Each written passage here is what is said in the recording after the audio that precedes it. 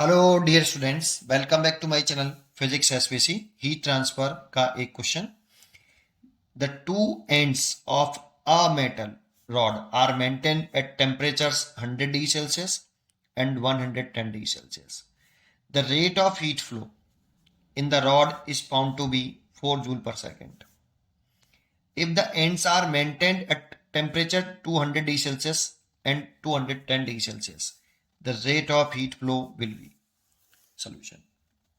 देखो, पहला केस है जो फर्स्ट केस है आपका, इसमें कह रहा है एक रॉड है, रॉड एक है, मेटलिक रॉड है ये,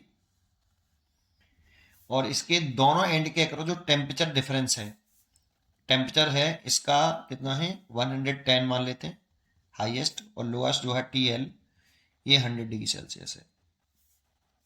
तो जो हीट एनर्जी फ्लो करती है ना, इसे हीट करंट कहें I1। ये जो हीट करंट फ्लो करती है वो high temperature to low temperature करती है। और इसकी इस रॉड की length L, area cross section A और थर्मल कंडक्टिविटी K है। तो देखो, हीट करंट का फॉर्मूला होता क्या है। अगर कोई रॉड है और उसकी लेंथ L है, एरिया क्रॉस सेक्शन A है और थर्मल कंडक्टिविटी K है, और इस एंड का टेम्परेचर मेंटेन किया है TH और इसका TL, और TH is greater than TL, तो जो हीट करंट है वो हाई टेम्परेचर से लो टेम्परेचर फ्लो करती है। और ये जो हीट करंट होती है ये dQ बाई dt, इसको क्या बोलेंगे हम, rate of heat flow in the rod, एक सेकंड में जो हीट एनर्जी फ्लो कर रही है उसको हीट करंट बोलते हैं। ये क्या है, आई हीट करंट, हीट करंट। इसका जो फॉर्मूला होता है आई बराबर dQ बाई dt का, ये होता है K thermal conductivity A and temperature difference delta T over L। ये हमें फॉर्मूला याद होना चाहिए। और इसकी यूनिट लिखें तो हीट एनर्जी जूल और टाइम की यूनिट है सेकेंड, जूल पर सेकेंड। ठीक है, चलिए अब फर्स्ट केस से आपका ये है, तो इसमें अगर हम हीट करंट लिखें I1 इज इक्वल टू, ये वाला फॉर्मूला लगाएं, thermal conductivity K, area cross section A, temperature difference लिखें तो हाई TH माइनस TL, तो 110 डिग्री सेल्सियस माइनस के 100 ओवर लेंथ है। ये तो फर्स्ट केस है। अब सेकंड केस में कहा है केवल रॉड यही है बेटा, रॉड में कोई चेंज नहीं किया है।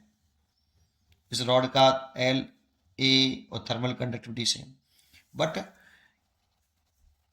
और इसमें I1 4 जूल पर सेकंड दे रखी है, ये गिवन है, ये फर्स्ट वाले केस में 4 joule per second. If the ends are maintained at temperature 200 degree celsius और 210 डिग्री सेल्सियस, केवल जो टेम्परेचर डिफरेंस है ये बदल दिया है, टेम्परेचर बदल दिया है एंड के, 210 डिग्री सेल्सियस और 200 डिग्री सेल्सियस, ऐसा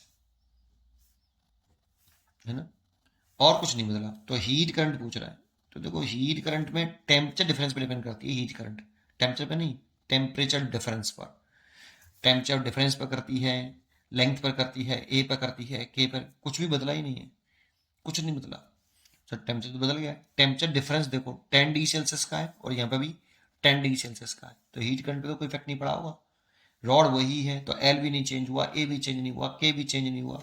तो हीट करंट लिखना चाहें तो लिख लो I2 इज इक्वल टू के ए एंड टेम्परेचर डिफरेंस लिखें तो 210 माइनस के 200 ओवर लेंथ है।